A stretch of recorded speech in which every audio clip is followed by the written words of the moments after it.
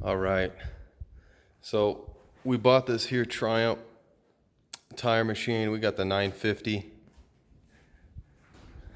because basically, I mean, we're in the middle of nowhere and it takes forever just to get to a tire place, that kind of good stuff. So for us, it's definitely worth the investment. It did take us it took us a good 4 or 5 hours to get everything done because, well, you know, had to unload it from the trailer, all that kind of good stuff, getting it rigged up, running the air to it. And what we did here was we just ran it on a DeWalt, and we got the tire pressure set to about, I don't know, like 130-ish. Worked out good.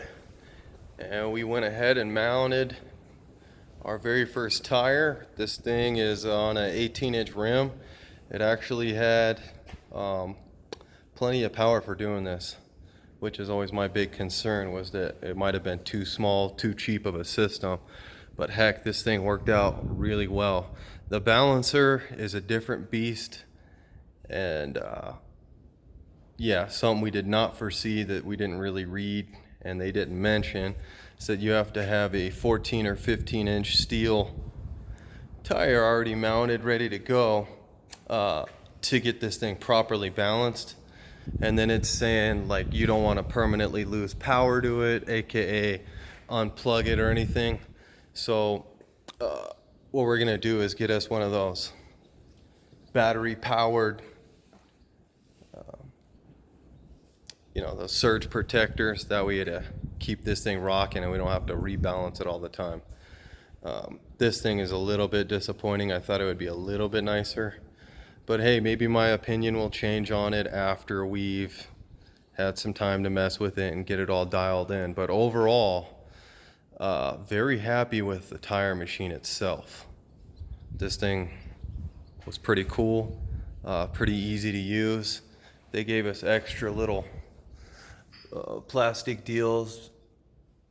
I guess these things wear out okay, but yeah, the only thing we really had to do was mount this arm up here, and yeah, it was easy.